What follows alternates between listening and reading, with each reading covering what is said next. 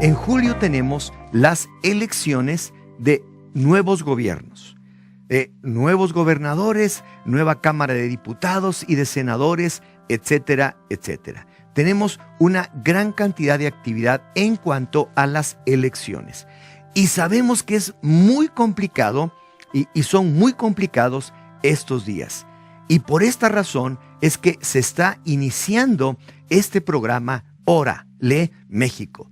Órale México. Necesitamos todos aquellos cristianos, todos aquellos pastores de las diferentes denominaciones, de cualquier denominación cristiana, que nos una verdaderamente a través de la Escritura para que podamos orar a Dios en estos tiempos por las elecciones y por las personas que ocuparán puestos de eminencia, puestos de importancia en nuestra nación, que definirán también el futuro de la misma. Nosotros como creyentes necesitamos estar orando y participar conjuntamente en este plan, tanto pastores, iglesias, congregaciones, denominaciones completas, para que podamos unirnos verdaderamente para estar orando con este propósito, con este único propósito. Nosotros lo hemos seguido haciendo desde hace varios años, desde hace más de 7 años, a través de nuestro programa Cristianos Unidos Orando por México. Pero ahora queremos unirnos, queremos anexarnos a esta idea, a este programa tan extraordinario que inicia el pastor Marcos Richards en Ciudad Juárez, Órale México. Y yo sé que para usted y para mí, orar muchas veces por el gobierno o por nuestros gobernantes nos cuesta trabajo. Es algo difícil. Hemos vivido tiempos tan difíciles y estamos también al mismo tiempo observando cómo la corrupción, la mentira, el engaño, la violencia, la inseguridad, pero sobre todo la impunidad que ha sucedido en nuestra nación ha crecido de una manera descomunal, a tal grado que somos el país número 2 en el mundo en impunidad. No se castiga a los culpables. Y yo puedo decir que estamos como en los tiempos de Jonás. Jonás tenía un trabajo, una obra que realizar de parte de Dios. Y Dios le dice: Jonás, tienes que ir a Nínive y tienes que compartirles aquello que yo te voy a decir. Y Jonás no quiso. Y a veces nosotros también nos sentimos así, de una manera en la que decimos: híjole, pero tengo que orar. Y aun cuando sé que ellos han hecho mal, que no está muy bien lo que nos han proporcionado, que las cosas que han hecho no son las que deseáramos tener, pero estamos como Jonás, como que no queremos hacerlo. Pero la Biblia nos enseña, y el Señor mismo nos dice, que toda autoridad es puesta por Él y que nosotros lo único que debemos hacer es orar. Y yo deseo orar y orar con usted y con todas las iglesias de México, con todas las iglesias cristianas, de toda denominación cristiana, de toda denominación evangélica en México, para que podamos unirnos y orar, y que sea Dios el que ponga a las personas indicadas, y que sea Dios el que realmente haga el milagro de poner gente que pueda traer bendición a esta nación. Y aun cuando estamos como Jonás, orar por esto, cuando realmente estamos enojados, cuando realmente estamos frustrados inclusive con lo que está sucediendo, pero tenemos que obedecer. Así como Jonás tuvo que obedecer. Y luego, cuando estaba en el vientre del pez, él también hace una oración extraordinaria. Lo leemos aquí en este devocional Tiempo con Dios que hacemos en este mes de diciembre. Y dice: oró a Jehová y dijo: ahora, oh Jehová, ¿no es esto lo que yo decía estando aún en mi tierra? Porque sabía que Dios es misericordioso. Dice: ahora pues, oh Jehová, te ruego que me quites la vida, porque mejor me es la muerte que la vida.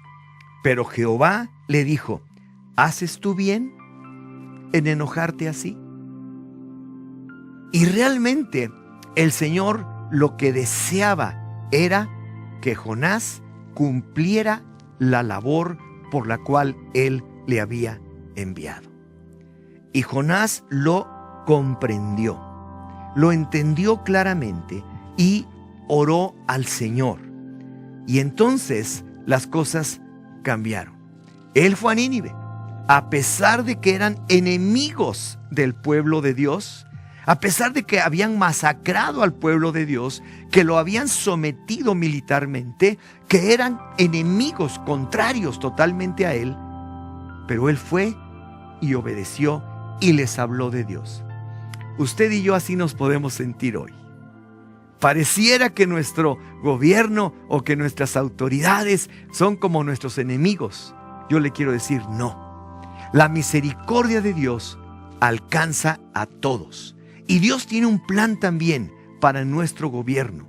Tiene un plan para cada persona que Él escogerá como gobernador, como diputado, como senador, como el mismo presidente de la República. Él tiene un plan especial.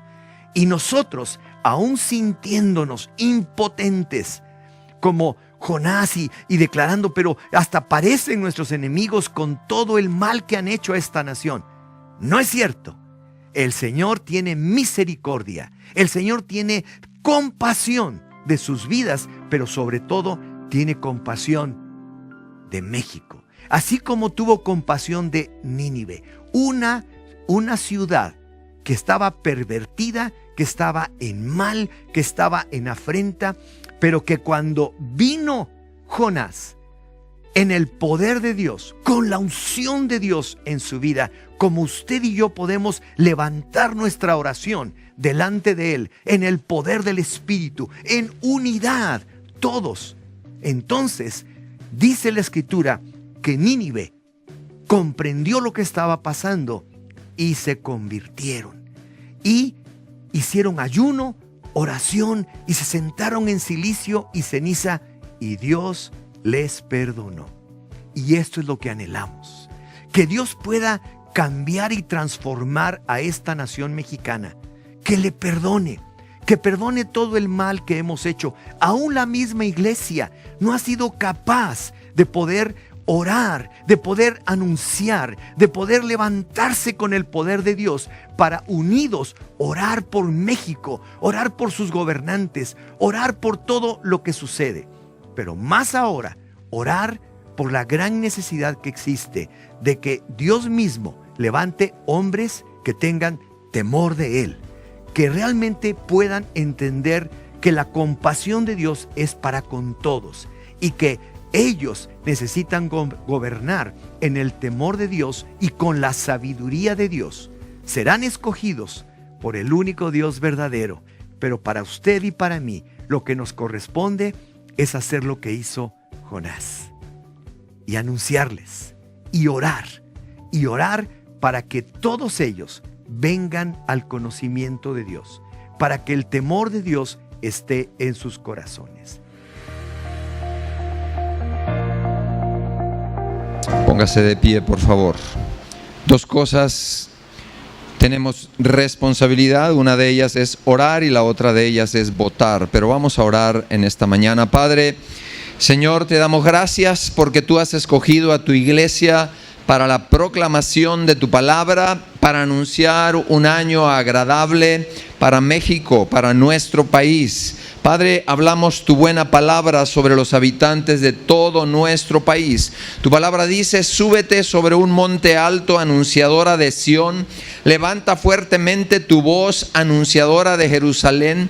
Levántate y no temas. Di a esta nación: ved y venid aquí a nuestro Dios, porque la tierra de México será llena del conocimiento de la gloria de Jehová, como llegan y llenan las aguas y cubren la mar. Habacuc 2:14. Hasta que sobre vosotros sea derramado el espíritu de lo alto sobre nuestro país, y el desierto se convierta en campo fértil, y el campo fértil sea estimado por bosque. Isaías 32:15. Por tanto, dice Jehová, porque yo ampararé a esta nación, a esta ciudad, para salvarla por amor a mí mismo. Isaías 37:35. En las alturas abriré ríos, México, y sobre fuentes en medio de los valles también abriré en el desierto estanques de agua y manantiales de agua sobre la tierra seca, para que vean y conozcan y adviertan y entiendan todos que la mano de Jehová hace esto y que el Santo de Israel lo ha creado. Señor, te damos gracias, Señor, sobre esta nación, que Señor, tú y tus edificadores vengan a prisa a edificar el ámbito espiritual de esta nación. Oramos porque sean entendidos aquellos gobernantes que vas a levantar, Señor, en estas nuevas elecciones. Oramos porque tengamos una atmósfera de paz. Perdónanos, Dios, Señor, nuestra idolatría, el secuestro, el robo, Señor, el asesinato, todo el río de sangre que ha corrido sobre nuestra nación. Padre, te pedimos misericordia, que nuestra nación sea levantada en su vida espiritual, en su vida moral, en su vida económica, en seguridad y paz. Señor, pedimos paz por estos comicios que tendremos muy pronto, y te damos gracias que podamos orar y podamos votar en el nombre de Jesús. Amén y amén. Tome su lugar, tome su asiento. Qué valioso es que podamos estar como iglesia intercediendo, orando por nuestra nación. Así que cada alimento que usted tome seguramente da gracias a Dios. Levante la paz, la seguridad del país en estos meses muy próximos, y estemos orando para la paz de nuestro Dios sobre el país. Vamos a ir a la palabra de Dios, por favor. Isaías, acompáñeme, Isaías capítulo 10, verso 17. Isaías 10, verso 27, perdón.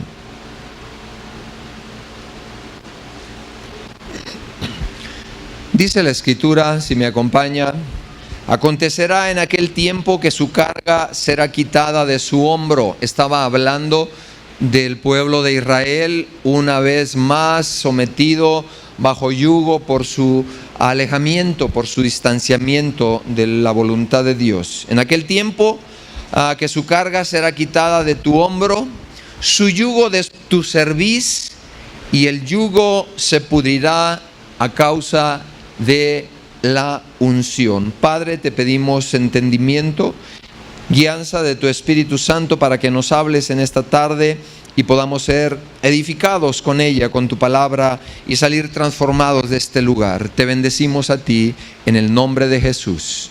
Amén y amén. Es cierto que Israel estaba bajo opresión.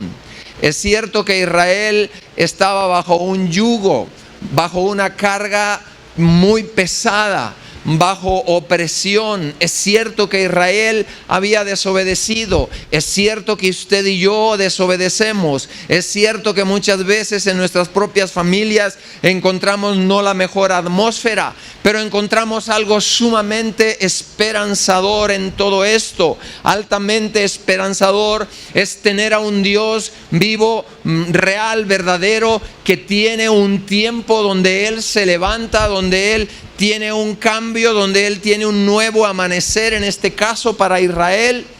Pero nosotros no escapamos a las promesas que Él tiene. Y por favor quiero pedirle que ponga sus ojos en el texto que hoy hemos leído, y vamos a ver ahí 5 cosas en este pasaje que aplican a nuestra propia vida, a la vida de la iglesia. En primer lugar, leímos, dice: acontecerá en aquel tiempo. Solo a esa parte subráyela. En primer lugar, hay un tiempo determinado de parte de Dios para nuestra vida. No somos eternos. Hay un tiempo limitado. Diga conmigo, hay un tiempo limitado. Hay un tiempo limitado para nuestras vidas. La palabra de Dios dice que somos aquí en esta tierra extranjeros y peregrinos. Y tal vez usted no se sienta así.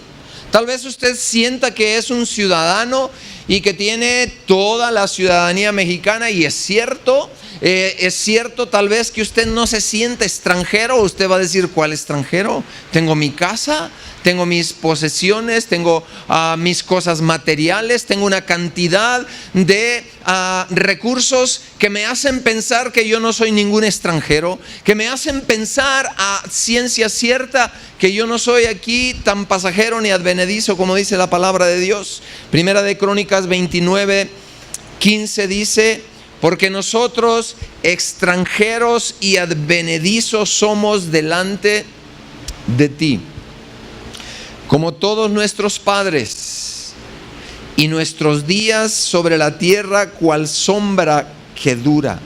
Quiero decirle que el tiempo de transitar por este mundo es corto. ¿Cuántos de aquí tienen más de 50 años? Sin pena. Los que tenemos más de 50 años ya vemos pasar más rápido el calendario. ¿Quién sabe por qué? Lo vemos pasar como mucho más rápido. ¿Por qué? Bueno, el tiempo, dice ahí la Escritura, que acontecerá en aquel tiempo, haciéndonos una alusión.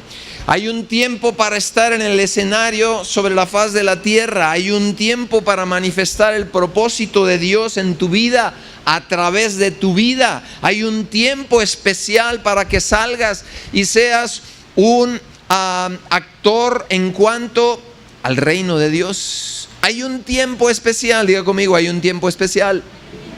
Hay un tiempo limitado para nuestra vida. ¿Y cuál será nuestra responsabilidad ante un escenario donde somos tan limitados y tan frágiles en nuestra vida y en nuestra seguridad? Tenemos que tener una responsabilidad, y esto es tener la habilidad de estar conscientes de ese momento y de ese tiempo cuando llega, y no perder las oportunidades. Cuando es tiempo, dice la Escritura, habla en diferentes expresiones. Yo no sé si usted reconoce cuando ha leído las Escrituras. De pronto dice, y venido el tiempo, sucede tal y tal y tal y tal cosa. Luego dice, y vendrá tiempo. Luego dice, y hoy es el tiempo agradable, hoy es el día de salvación. Hay tiempos determinados de parte de Dios para que la historia se esté escribiendo. ¿Cuántos sabían que Dios escribe la historia? La historia no se escribe azarosamente. La historia de este mundo se está escribiendo conforme al plan de Dios, conforme a los propósitos de Dios. Así que no podemos vivir sin propósito. Hay un tiempo especial. En segundo lugar, bueno, ahí en 2 de Crónicas 29:15 dice, porque nosotros extranjeros, advenedizos, somos delante de ti, como todos nuestros padres, y nuestros días sobre la tierra cual sombra que no dura. En segundo lugar, hay un tiempo de liberación de cargas. Yo no sé si usted ha visto los niños cuando van como en sexto de primaria, llevan una cantidad de libros, y uno dice, este niño se le va a doblar todo, la columna vertebral, va a terminar con escoliosis, va a terminar con dolores, y la verdad es que así sucede. Les ponen tantas cargas que a veces su frágil cuerpo no puede con ellas. Pero ¿qué decir de nuestra vida personal, de nuestra vida familiar? ¿Qué decir de las cargas que nuestra vida está llevando? Aquí habla de Israel. Pensaba que Dios lo había abandonado con cargas que nunca se resolverían. Déjeme decirle que hay personas que viven una vida familiar que piensan que nunca cambiarán las cosas. Con una vida relacional que ha sido dolor, tristeza, sufrimiento, resentimiento, amargura, y pareciera que el horizonte nunca jamás habrá de cambiar. Pero dice la palabra de Dios que hay un tiempo especial. Imagínese Israel esperando 2000 años para que viniera lo que ahora celebraron hace una semana, apenas 70 años como nación. una cosa espectacular que en 70 años hayan logrado lo que pudimos ver la semana pasada, el desierto floreciente, teniendo tecnología de punta a nivel de países como Gran Bretaña, Estados Unidos, sin pedirle nada al mundo en 70 años. ¿Por qué? Porque llegó, diga conmigo, su tiempo.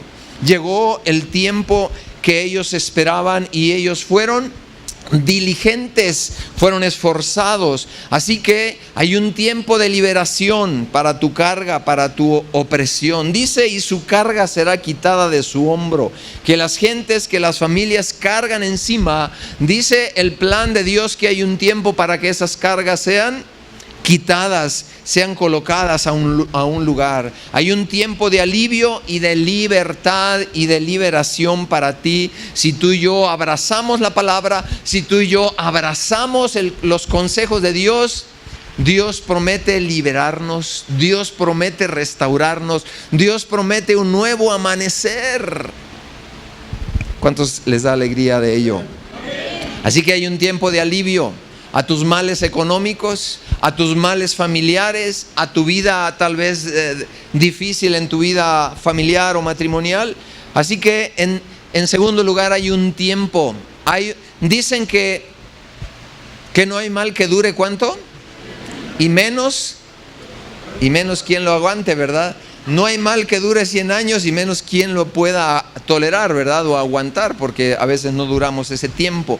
En tercer lugar, hay un tiempo de victoria sobre todo aquello que es yugo de opresión. Y aquí me detengo para hablar del príncipe de este mundo que sí tiene un plan con tu vida. Es cierto que Dios tiene un plan con tu vida, pero también es cierto que el enemigo tiene acechanzas, tiene estratagemas, tiene una serie de cosas para venir a traer opresión y que tú te conviertas en un cautivo.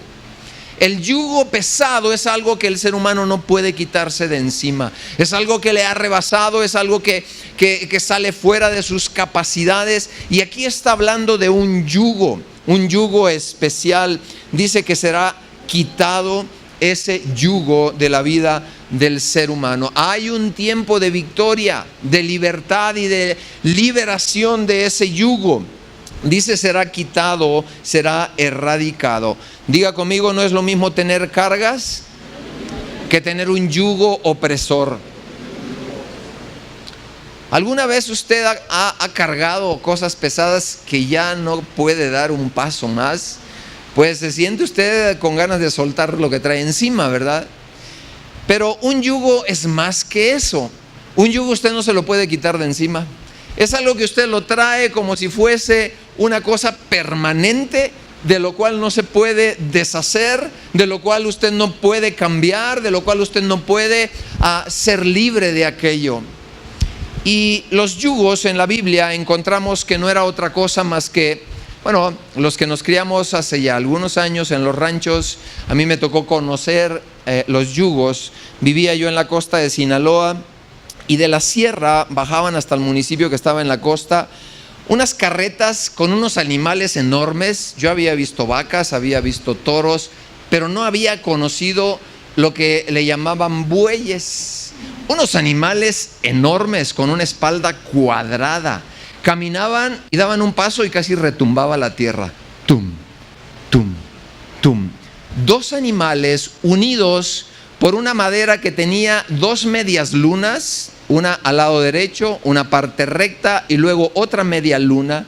En cada una de estas media lunas entraba la cerviz, es decir, la parte posterior de la cabeza de estos bueyes. Y luego estaban las coyundas. Las coyundas eran unas correas que tenía este madero que amarraba pero terriblemente de los cuernos a los animales, de tal manera que ellos no se podían deshacer de ese yugo. Y en medio ese madero tenía la entrada para que entrara, vamos a decir, una extensión de una carreta. Ahí era conectada y le echaban todo el peso que querían a esa carreta. Me recuerdo que, bueno, yo era un niño, me parecía una carreta del piso hasta este techo, me parecía enorme. Y ahí traían una cantidad de alfarería, traían miel, traían un montón de productos que no había en esa región. Entonces, estos animales no podían deshacerse de la carga pesada. Quiero decirle que más que lo físico es lo emocional. Diga conmigo, lo emocional. Vivimos tiempos de opresión emocional, lo identifiquemos o no lo identifiquemos. El príncipe de este mundo estará acelerando y arreciando su combate, porque a él ha venido para hurtar, para matar, para destruir. Y si nosotros no tenemos entendimiento espiritual, no sabremos cómo luchar en contra de lo espiritual. Tenemos que usar elementos de la misma naturaleza. Usted no puede luchar contra el enemigo con cosas naturales, porque sus armas son espirituales, y dice la palabra de Dios, porque no tenemos lucha contra ¿qué? Contra carne ni sangre. Tenemos una lucha, diga conmigo, espiritual. Yo le pregunto, de su casa, de sus cuatro paredes, ¿ha discernido, está discerniendo si hay ahí luchas de índole espiritual que necesitan ser atendidas? Gracias. Que necesitan ser muchas veces abordadas con inteligencia espiritual, porque nosotros la necesitamos. La palabra de Dios nos dice en Gálatas 5:1, dice: estad pues firmes, esto habla de los creyentes, en la libertad con que Cristo nos hizo libres, y no estéis otra vez sujetos, diga conmigo, otra vez sujetos al yugo de esclavitud. Mire, muchas veces nosotros decimos que somos libres y somos bien esclavos. ¿Cuántos son libres de su celular esta tarde? Padre Santo, podemos perder cualquier otra cosa, pero se te pierde el celular y parece que, bueno, te secuestraron un hijo, ¿verdad? Pues sí, casi es como tu hijo el celular, ¿verdad? Lo pagas, lo alimentas, lo cargas, lo acaricias. Bueno, es tan importante que nosotros aprendamos a discernir qué cosas en nuestra vida les hemos dado oportunidad para que nos atrapen. ¿Qué decir de los malos hábitos? ¿Qué decir de nuestro temperamento? ¿Qué decir de aquellas cosas que han o pueden estar atrapando nuestra vida, nuestro corazón mismo? Tenemos que ser libres. Dice la Escritura que no estéis otra vez sujetos, porque hemos sido libres ya, libertados, dice la palabra de Dios. Hay diferentes yugos en la Biblia y me voy a referir a algunos de ellos. La palabra de Dios en Hebreos 13:8 dice que Jesucristo es el mismo ayer, hoy y por siempre, por los siglos de los siglos. Y quiero decirte que este es un tiempo de romper yugos de opresión. Dice ahí el texto base que tuvimos que la unción romperá esos yugos, pudrirá, no dice romperá, dice pudrirá el yugo. Jesús dijo: así que si el Hijo os libertare, seréis verdaderamente ¿qué? Libres. Así que en Juan 8:36, la obra de Jesús empieza primero dentro, dándonos una verdadera libertad. La primera cosa que debemos de experimentar para ser libre de toda opresión es que Jesús nos haga verdaderamente libres, que Jesús sea Señor en nuestra vida y no solo Salvador. Hoy día tenemos un evangelio barato. Perdóname, barato significa que mucha gente comparte el evangelio como si fueran regalos de Santa Claus. ¿Quieres aceptar a Jesús como tu Señor y Salvador?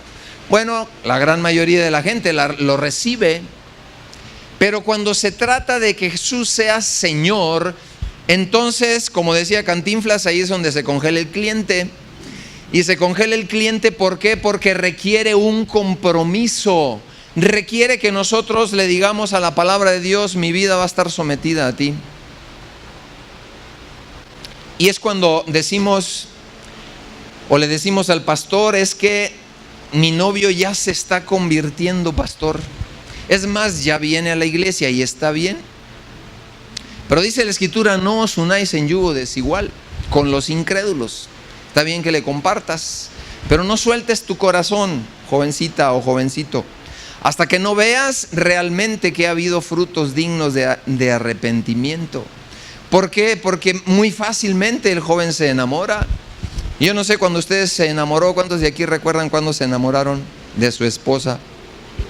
A usted le latía el corazón con taquicardia, a todo lo que da, ¿verdad? Y hacía cualquier cosa por estar con el objeto, con la persona amada. Hacía cualquier cosa, hasta cosas ridículas, ¿verdad? De llevar serenata y que no salga la novia, o algunas otras cosas. Invertíamos nuestro corazón, invertíamos nuestra fuerza, invertíamos en comprarle un oso del tamaño gigante, ¿verdad? Más grande que la novia, ¿verdad? Y ahí va cargando usted con eso. Y tal vez nos sorprenda, pero es algo que tiene que ver con una transformación. Cuando uno está enamorado, es como si estuviera bajo el influjo de una droga, casi, para bien, no me malinterprete, para bien. ¿Por qué? Porque somos controlados, somos motivados, somos totalmente persuadidos para ir y para hacer cosas que no haríamos de otra manera. Entonces, el primer yugo que tiene que ser vencido es el yugo de nuestro corazón. Jesús tiene que venir a gobernar primariamente nuestro corazón y después seremos verdaderamente libres de otros yugos. Tenemos otro yugo que es el yugo de la rebelión, y a Israel le pasaba vez tras vez. Lamentaciones 1:14, acompáñeme por favor. Dice: el yugo de mis rebeliones está ligado por su mano. Enlazadas han subido sobre mi cerviz, han hecho caer mis fuerzas. Heme entregado al Señor en sus manos, contra quienes no podré levantarme. En otras palabras, se lo voy a parafrasear. Este es el yugo de la necedad. ¿Ha conocido usted ese término de la obstinación y la necedad? ¿Ha conocido personas tercas, obstinadas?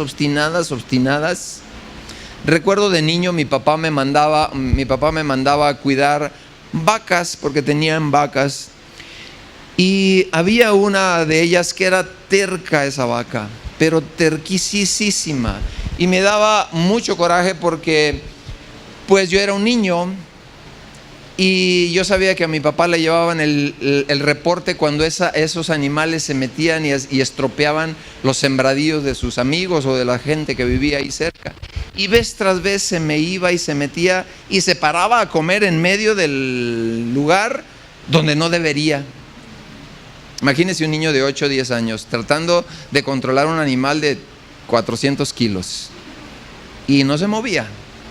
Le pegaba con palos, le tiraba no sé cuántas cosas, me cansaba, me frustraba, me ponía a llorar, y la vaca comiendo tranquilamente,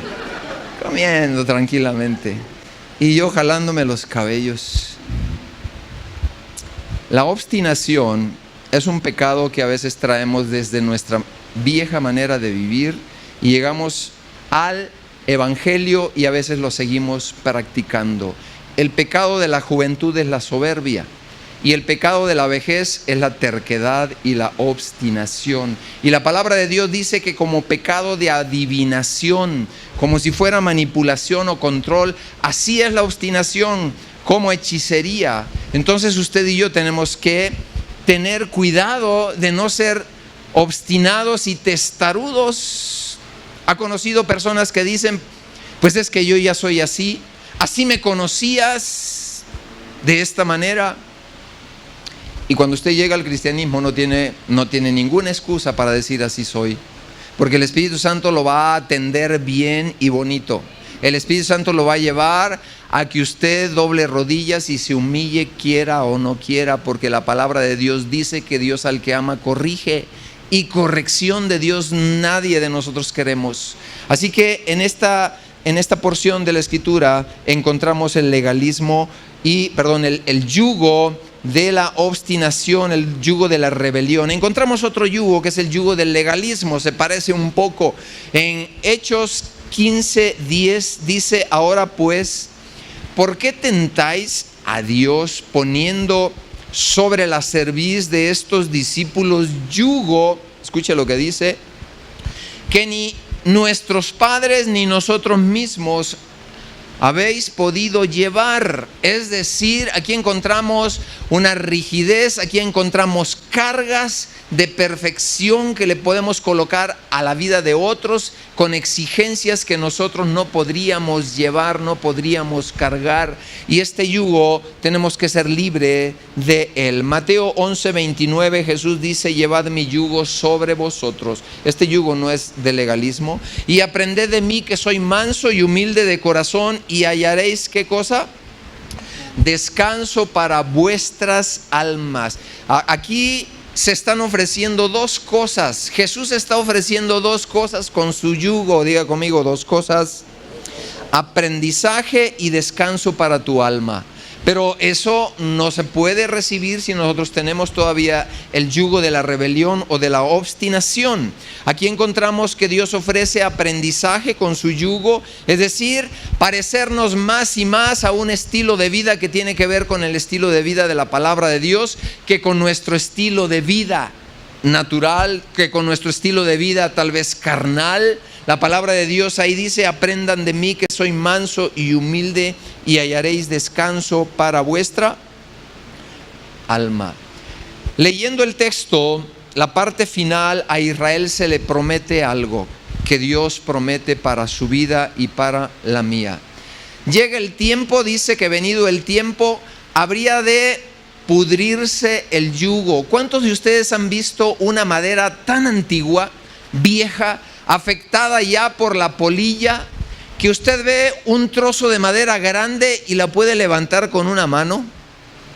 Y usted dice: bueno, pues esto no pesa nada, parece que es de unicel. ¿Le ha tocado ver maderas de esa índole? Ese tipo de madera no sirve ni para el fuego, no sirve ni para arder. Está tan deteriorada, está tan dañada que no sirve para nada. ¿Por qué? Porque en su interior fue minado, fue afectado de tal manera que las fibras de madera, el peso de la madera ya no existe, ya no está ahí. Y dice la Escritura que la unción va a venir a podrir aquellos yugos, aquellas maldiciones, aquellas condiciones heredadas que a veces traemos de nuestros padres. Entonces nos encontramos aquí que el plan de Dios es venir a deshacer los yugos pesados en tu vida y en la mía. Y esto no quisiera que usted lo viese con ligereza. Casi cada familia traemos herencias que no nos eran buenas. Casi cada familia traemos algún tipo de cosas que no favorecen la estabilidad espiritual, la estabilidad emocional en nuestra vida. Y dice ahí la Escritura que vendrá el tiempo y el yugo de tu cerviz será quitado, pero al final dice: y la unción romperá, pudrirá más bien el yugo. Es la última parte que vemos aquí. Dice lo pudrirá por completo, se pudrirá. Así que no es lo mismo quebrar, romper una madera, a que esté podrida por dentro. Aquí Dios está diciendo: voy a traer una solución de raíz. Voy a traer un quebranto de lo malo que había en tu vida, al punto donde serás completamente aligerado y tendrás la resolución de aquello. Así que nos encontramos ahí. ¿Qué es lo que pudre el yugo? Quiero decirle que la Escritura habla una palabra a veces mal entendida, que es la unción. Diga conmigo, la unción. La unción. Vamos a ver qué es esto de la unción. Primero le voy a comentar lo que no es la unción. La unción no es carisma personal en la vida de un hombre. En el Antiguo Testamento el aceite era derramado una vez que Dios elegía a un hombre. Lo vemos en el caso de David, que fue ungido por Samuel. Lo elige Dios y lo manda ungir. Ungir tiene que ver con untar, con derramar, con dejar caer un aceite. Primero Dios ya había hecho la obra, ya lo había elegido. Era como una confirmación. Y aquí usamos a veces aceite para ungir al enfermo como un símbolo del Espíritu Santo. En sí mismo el aceite no tiene ¿qué? Poder. No hay ningún poder sobre ese aceite.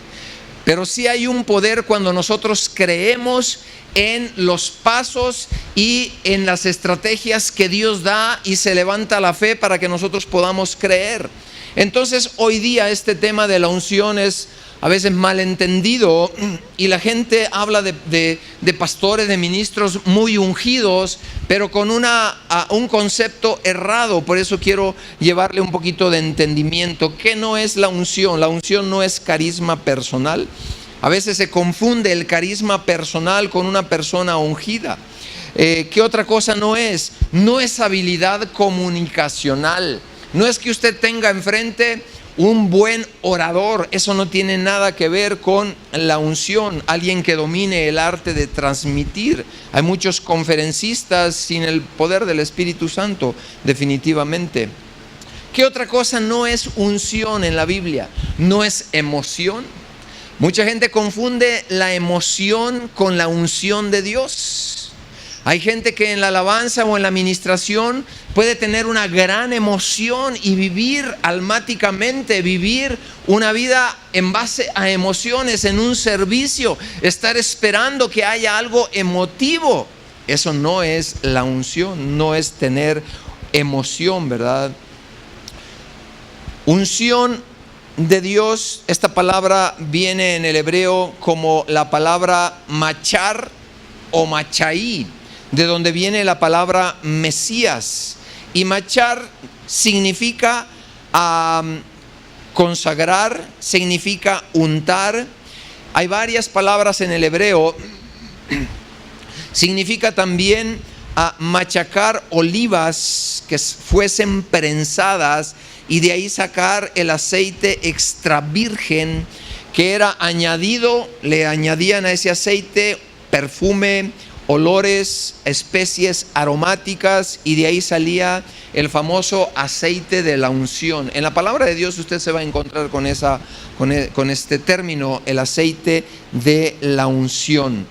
Y primero, en el caso de David, Dios lo elige y después es ungido. La palabra Mesías significa también ungido, es el ungido de Dios, es el habilitado del Padre para venir a hacer la operación cual nunca jamás se pudiera haber esperado en la faz de la tierra, de que viniera el ungido de Dios para traer salvación, para traer sanidad, para traer resolución al corazón del hombre. Por eso Cristo, el Mesías, es el ungido del Padre. ¿Cuántos dicen amén? El ungido lo necesitábamos porque estábamos enfermos en nuestros delitos, en nuestros pecados, para que Él pudiese traer la sanidad. La unción también viene de la palabra hebrea shamar, que significa cuando una persona tiene algunas características elegidas por Dios y es un depósito de Dios. Esta palabra shamar significa brillar. ¿Recuerda usted cuando Moisés sube allá en el monte Horeb y baja con un resplandor en su rostro? Es esta palabra shamar la que hace que resplandezca luz. La palabra de Dios dice: y no se pone un candelabro debajo del almud, se va a colocar en un lugar donde pueda brillar. Y está hablando de la transformación que sufre el creyente. El creyente, cuando entrega su vida a Cristo, se convierte en una luz. ¿Para quién? Para el mundo. Hay una luz que quiere brillar. Esa palabra shamar tiene que ver con la unción de Dios. Moisés descendió con una unción especial cuando bajó del monte Horeb. Así que la unción no es otra cosa más que una investidura del poder que se le da de parte de Dios a un hombre o a una mujer para realizar la obra a la cual ha sido llamado, a la cual ha sido establecido. Así que necesitamos la unción. La unción no es otorgada por el hombre. Diga conmigo: no es otorgada por el hombre, es otorgada por el Espíritu Santo. Así que cuando usted lo llaman y le dicen: pase aquí al frente, le vamos a transferir nuestra unción. Bueno, bíblicamente no encontramos mucho respaldo de transferir una unción. Es decir, que lo que yo tengo tú lo tengas, nada más porque oro por ti. Es una obra que el Espíritu Santo debe de hacer, no el hombre. Así que la unción es para aquellos que tienen hambre y que tienen sed de Dios. La unción, la habilitación. En Segunda de Reyes, capítulo 2, verso 1 en adelante, tenemos ahí que Eliseo quería lo que Elías tenía y pidió una doble unción. Eso pidió, era un joven en ese pasaje y quería tener esa pasión, esa habilidad, y Eliseo buscó, supo lo que quería y fue llevado a caminar más cercamente con Dios. Ningún hombre, ninguna persona que desea la unción de Dios puede vivir alejado de Dios. La unción, ¿recuerdas aquellos hombres que querían la unción de los apóstoles para hacer milagros y para hacer un montón de cosas? Querían comprarles monetariamente, querían comprar aquello que veían fluir en señales, en milagros. Había ahí unos hombres que eran hechiceros y dijeron, pues esto está fácil. Si esto se compra, nosotros queremos tener eso. Y bueno, recibieron su merecido, ¿verdad? Porque tuvieron una muy mala experiencia. Vayamos ahora, ¿cuáles son las características de una persona ungida? En primer lugar, es una persona que tiene luz en su interior, que tiene discernimiento espiritual. Hay personas sin luz en su interior. Ponga su mano en su pecho y diga conmigo, hay luz en mi interior. Y esa luz es la luz de Jesús, que trae un cambio a su vida, a su corazón. Hay personas, incluso creyentes, que tienen una luz muy baja, muy pobre, que no se puede percibir. A veces no se puede percibir, y usted sí puede percibir personas turbias. Bueno, en psicología se le llaman personas tóxicas. ¿Y usted cómo sabrá cuánta luz tiene una persona? ¿De qué manera? Escúchela hablar 2-3 minutos, lo que salga de su boca va a ser luz o va a ser una cosa densa, pesada, tinieblas, quejas, dolor, sufrimiento. Y con esto no quiero decir que nosotros no pasemos por sufrimiento, pero no estamos para quedarnos estacionados en el sufrimiento, porque eso lleva a la amargura. Así que Cristo expresó ahí en Lucas 11:33 que nadie ponga en oculto la luz. La forma de ver de una persona, la forma de ver, de percibir de una persona hablará del grado de unción. Por eso la Escritura dice que si tu ojo es maligno, ¿qué cosa dice? Todo tu ser estará contaminado. Usted puede venir a esta iglesia y ver pornografía en su casa y estar lleno de malignidad. Usted puede aparentar una vida cristiana llenándose de basura y de un montón de cosas que apagarán la luz de Cristo. Usted puede llevar una doble vida, puede venir a esta iglesia teniendo una doble vida. Usted y yo no lo podemos a Dios impresionar, pero ¿sabe qué? Su luz será muy pobre, hablará sin poder. Al principio pareciera que no pasa nada. ¿Sabe que un hombre llamado Sansón se había acostado con una prostituta y al siguiente día tenía el mismo poder? Tenía el poder para sacudir pilares que eran inamovibles por ninguna otra fuerza. Y usted dice, ¿ahí qué pasó? Espérese tantito.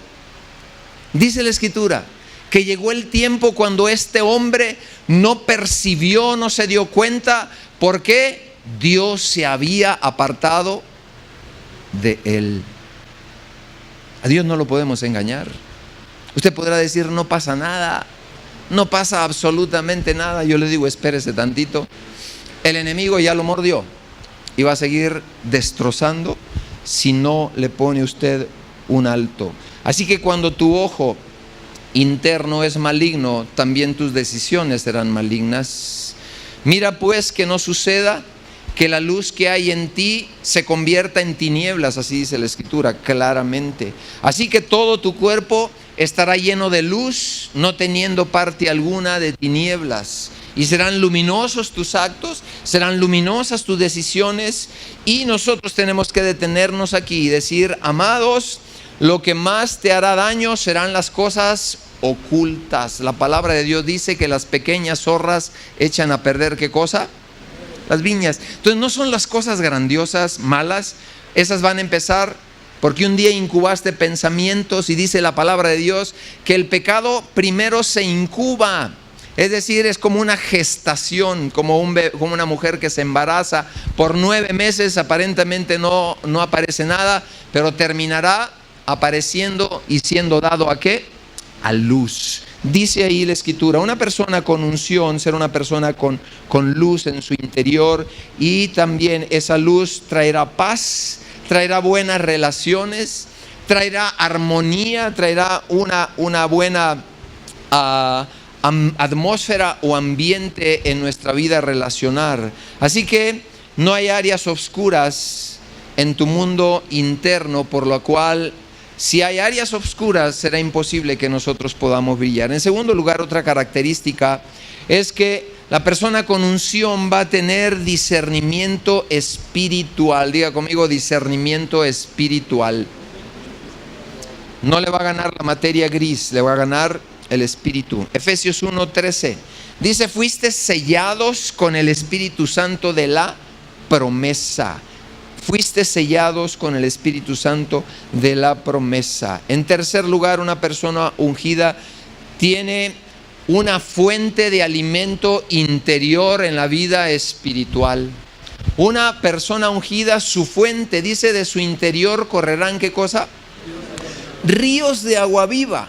Dice: y el que bebiere del agua que yo le daré nunca jamás tendrá sed. Al contrario, de su interior va a tener como un dinamo, va a tener como un propulsor, va a tener como una bomba interior en el buen sentido de la palabra, de donde se generará, donde se alimentará, donde tendrá no solamente alimento para sí, sino tendrá alimento para dar a otros. Por eso la vida del creyente tiene que ver con su interior y con que haya un alimento y una fuente en lo interior. En cuarto lugar, una persona ungida es una persona que es conocida espiritualmente, no por la razón.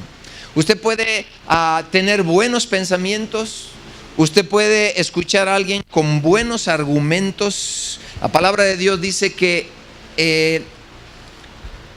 el pueblo judío se envaneció por tener tanto conocimiento, y se alejaron. ¿Por qué? Porque vivían vidas solamente de apariencia, solamente religiosas, y el plan de Dios es que la vida de Dios pueda crecer dentro de nosotros. ¿Cuántos dicen amén? Una persona con unción es una persona descrita en el Salmo 1, verso 3. Dice: será como un árbol plantado junto a corrientes de agua, que da su fruto a su tiempo y su hoja no cae, y todo lo que hace prosperará. Dice: será como un árbol plantado. Yo creo firmemente que cada uno de nosotros tenemos un propósito, tenemos una comisión, tenemos, así como veíamos a Susi, y dicho sea de paso, es una misionera que apoyamos cada mes allá en Pakistán, y les encargo que estemos orando por ella. Pues ella tuvo el llamado. Yo no sé cuántos más de aquí tienen un llamado a Pakistán o a Irak o a algún pueblo por allá, ¿verdad? Casi nadie. Pero hay gente que tiene llamados a lugares así, tan inhóspitos, ¿verdad? Y sabe, el plan de Dios es que la vida de Jesús pueda ser transmitida en aquellos lugares.